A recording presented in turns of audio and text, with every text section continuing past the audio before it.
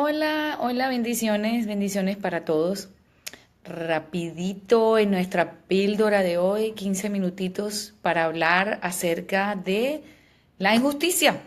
Hmm, Qué tema tan interesante porque nos toca a todos. Si tú eres de esas personas que te molesta la injusticia, que no te gusta que le hagan cosas injustas a los demás, que te gusta defender a los desvalidos, a los huérfanos, a los pobres, a los que están sufriendo, este tema es para ti. Este tema es para ti porque seguramente hay algunas injusticias que no han sido saldadas en tu propia vida y eso te hace ser el abogado de los demás. Yo me acuerdo cuando yo estaba creciendo y yo quería proteger a todas las personas desvalidas, a los animalitos desvalidos, a los perros de la calle. Me decían, debe ser abogada. Y bueno, terminé estudiando derecho, pero me dediqué a otra cosa. Ahora soy consejera, que es lo que más me gusta, poder llegar a las personas y ayudarles con esas áreas de su vida que necesitan restauración.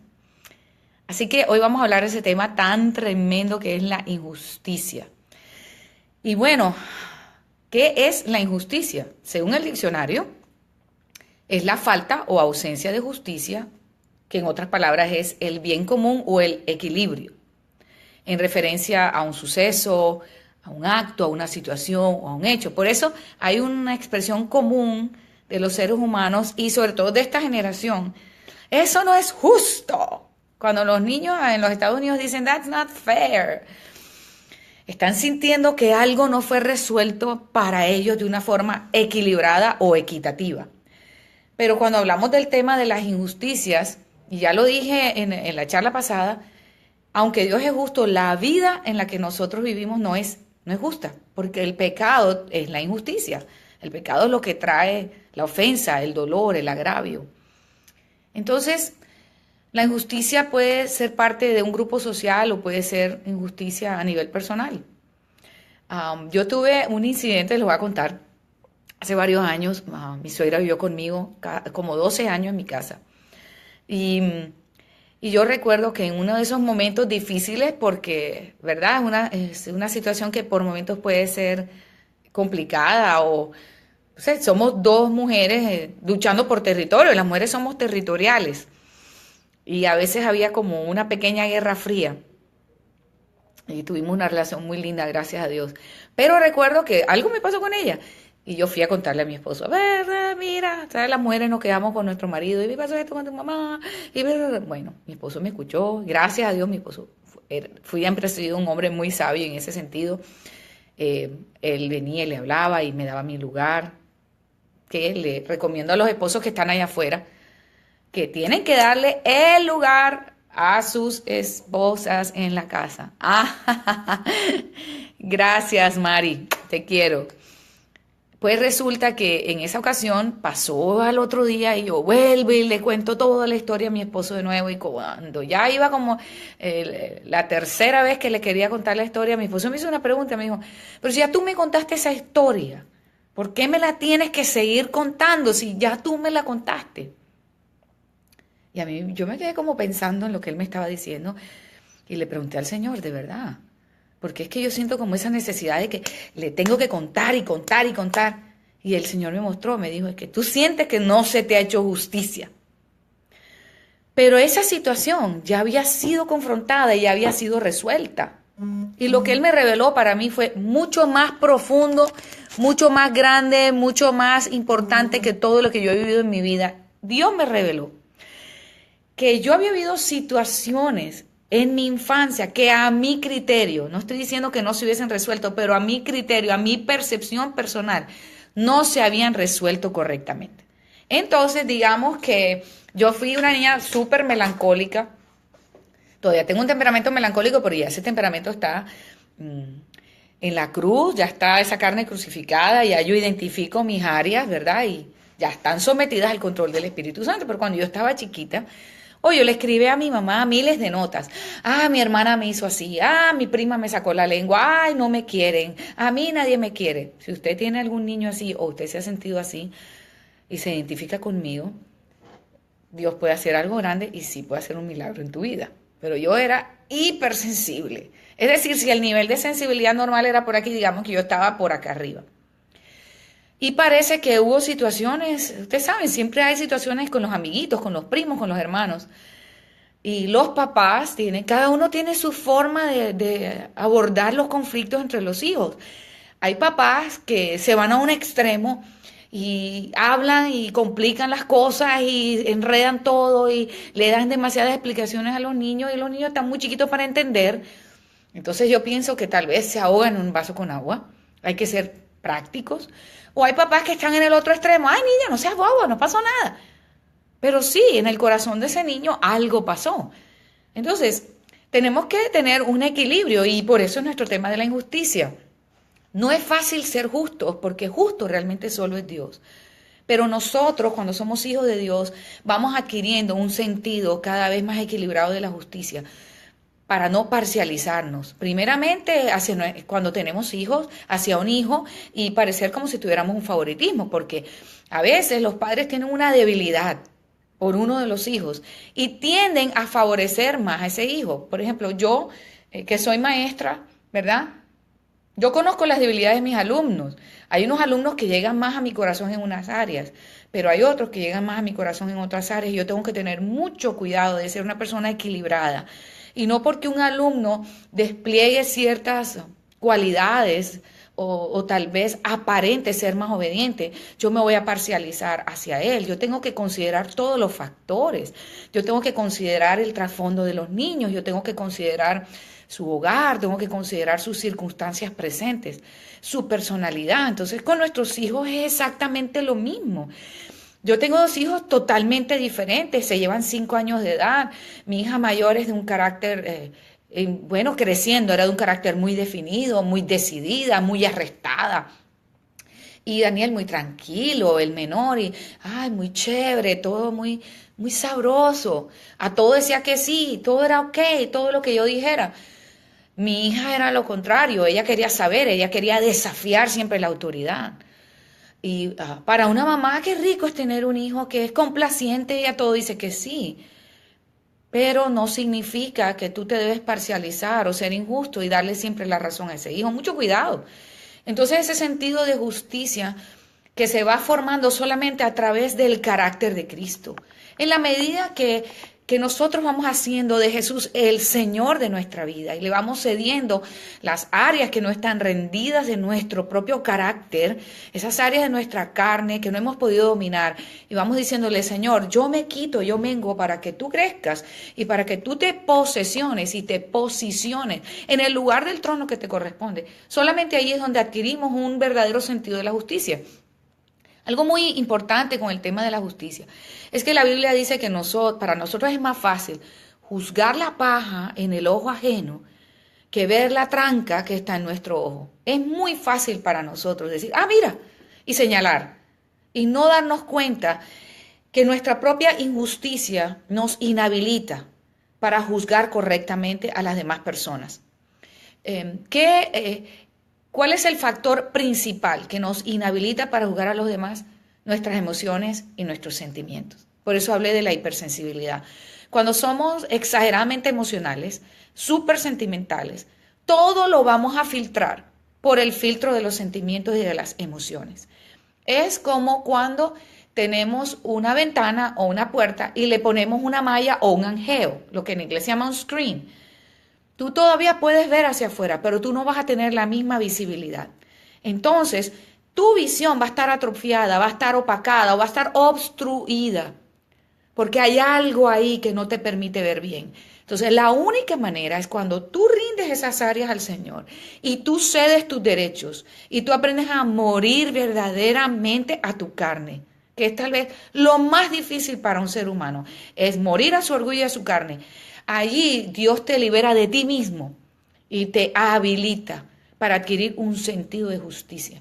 Tú tomas tus sentimientos, los traes a Él y los rindes a Él. Yo no estoy diciendo en un momento que tú vas a coger los sentimientos y los vas a invalidar. No, tus sentimientos son válidos, lo que tú sientes es válido, pero no es ni correcto ni incorrecto. Y no puedes juzgar personas ni situaciones por tus emociones y sentimientos, porque tu juicio va a ser incorrecto. porque los está filtrando a través de esa malla, a través de ese anjeo, a través de esa tela, esa cortina que te está impidiendo ver correctamente. Yo no les puedo, no alcanzo a decirles cuántos sucesos en mi vida con los años yo me he dado cuenta que yo juzgué mal a mi esposo, a mis hijos, a personas. Juzgué completamente mal, mi juicio estaba incorrecto porque yo estaba juzgando a través de mis emociones, o porque me hicieron algo, porque algo me dolió, o porque algo del pasado no estaba resuelto, y yo todavía tengo eso en mi interior, y al no estar resuelto, mi sentido de justicia está atrofiado. Y allí vuelvo con mi historia de la infancia, donde sí viví muchos episodios así, entonces yo iba y lloraba y me quejaba. A mi concepto, digamos, no se había resuelto la situación justamente. Y yo no me di cuenta y fui creciendo con un sentido de injusticia en mi interior. Por lo tanto, era una mujer ya adulta, pero reaccionaba como niña. Era una mujer ya de cierta edad donde debía estar madura, mas no estaba madura. Porque la madurez es precisamente aprender a discernir correctamente, aprender a juzgar correctamente, no a través de mis emociones, sino de los principios de la palabra de Dios. Por eso siempre enseño que hay dos tipos de verdades. Hay una verdad absoluta, que es la verdad de Dios, que es inconmovible y Él nunca se equivoca. Y hay una verdad relativa, que esa es mi verdad. ¿Qué pasa con mi verdad relativa? Yo les voy a poner este ejemplo y sé que lo van a entender súper bien. Si digamos, tú estás aquí parado en tu casa y te estás asomando por la ventana y afuera hay una calle y de repente tú ves un carro que viene y el carro se estrella contra un palo, un árbol. Y tú sales y la policía viene y te está tomando los datos. ¿Usted fue testigo? Sí, yo vi todo lo que pasó. ¿Y qué vio usted? Bueno, imagínese, ese hombre venía y de la nada hizo así y se estrelló contra el árbol. Ha podido matar a cualquiera. ¿Tú crees que lo que tú estás diciendo es la verdad absoluta? Porque tú lo viste con tus propios ojos. Tú sabes lo que tú viste. Pero resulta que ese policía llama a una persona que estaba en el lado opuesto de la calle.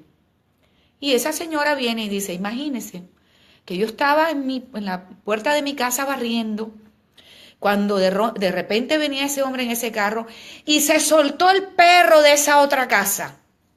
Y él, para no atropellar al perro, le sacó el cuerpo y se estrelló contra el árbol. Entonces ahora tú te estás dando cuenta que esa otra persona le añadió un punto de vista al mismo testimonio, a la misma verdad que tú no tenías. Porque tú, como ser humano, es imposible que tengas el 100% de la verdad de una situación. Aunque te parezca, créeme que no lo tienes. Siempre hay otra persona que tiene otro punto de vista de la misma situación. ¿Qué sucede? Que la verdad de esa persona es tan relativa como la tuya. Cuando nosotros traemos a Dios a nuestras relaciones, cuando traemos a Dios a nuestra vida, Él trae la verdad absoluta. Y la verdad absoluta de Dios es la verdadera verdad, por decirlo de una forma redundante. Entonces tú te vas a dar cuenta que solamente cuando todas las piezas están unidas se forma la verdad real. Por eso, antes de juzgar, antes de discernir en injusticia, yo te aconsejo que busques siempre la otra cara de la moneda, que siempre busques el otro lado de la historia, que siempre busques completar la historia en su magnitud total. No vaya a ser que vayas a errar en injusticia siendo un hijo de Dios cuando estás llamado a ser una persona justa, ¿verdad? Porque Dios nos llama justos, redimidos por su sangre. Vamos a hablar un poquito más de la injusticia para terminar. El término injusticia se refiere también a la ilegalidad, a la negligencia, a la mala conducta o al abuso que no ha sido corregido o no fue sancionado correctamente, ya sea por un sistema legal, por el sistema judicial, por un sistema de normas, como puede ser en tu casa, en el caso mío, ¿verdad? O también porque no hubo respeto a los derechos, tanto de individuos como de una entidad o de una sociedad en conjunto. En otras palabras, la injusticia es el beneficio de unos, pero a costa del perjuicio de otros. Y eso es lo que sentimos que nos da rabia en nuestro interior, que no es justo, que la otra persona se benefició injustamente a mi costa. Y por eso siento que el que me la hace me la paga, que me deben algo. Y ese es el sentimiento de injusticia que llevamos por dentro, que hoy yo les estoy desafiando a ustedes a que rindan al Señor. Ustedes me van a decir, no, eso es imposible. Es que la injusticia cometida contra mí fue demasiado grande. Pero yo te estoy diciendo que la injusticia cometida contra el Hijo de Dios fue demasiado grande. Esa injusticia y lo que Él vivió en la cruz, al cargar con tus pecados y los míos, al cargar con todo el daño tuyo y el mío, y el de toda la humanidad, pasada, presente y futura. Esa sí es la verdadera injusticia. Y cuando yo vengo delante de Él y lo veo tomando mi lugar en la cruz, yo no puedo decir nada. Yo tengo que decirle, ¿sabes qué, Señor? Yo te rindo toda mi justicia propia, mi sentido muy personal, propio y particular de juzgar las situaciones y juzgar las personas. Dame tu justicia. Y si ustedes recuerdan, es una de las partes vitales de la armadura de Dios, la coraza de justicia. ¿Por qué Dios dejó en Efesios 6 esa instrucción de que tomemos la coraza de su justicia? Precisamente para guardarnos a nosotros mismos de que tomemos la coraza de nuestra justicia, que viene siendo una coraza falsa, una armadura falsa. Tú no puedes colocarte la armadura de Dios, que es la verdadera armadura, si tú todavía estás usando partes falsas de tu propia armadura, las que estás usando para protegerte. No, a mí no me van a hacer más daño. Entonces tú te colocas esa coraza de tu propia justicia, que termina siendo una justicia falsa. ¿Qué sucede? Que esa coraza que estás usando para protegerte, en realidad solamente está empoderando al enemigo y le estás dando en sus manos las armas para seguirte haciendo daño. Este es el día de deponer las armas. Este es el día de rendir tu propio sentido de justicia. ¿Y por qué no lo hacemos entonces con una pequeña oración?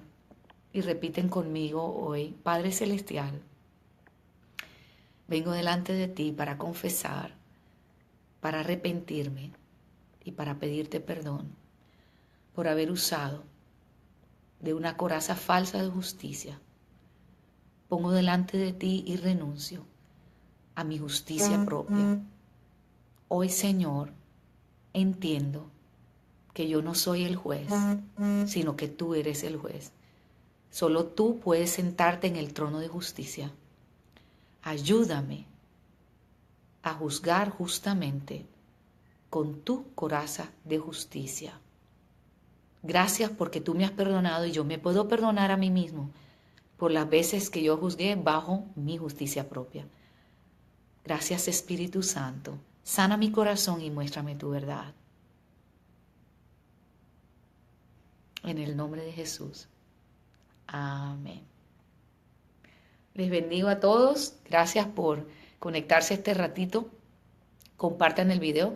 También lo voy a subir después a YouTube, a mi canal, Michelle Barrera Dugan. Me encantará que otras personas lo puedan escuchar. Han sido conceptos que me han ayudado mucho a mí en mi propia vida y sé que para ustedes también van a ser de bendición. Un besito, los quiero. Bye.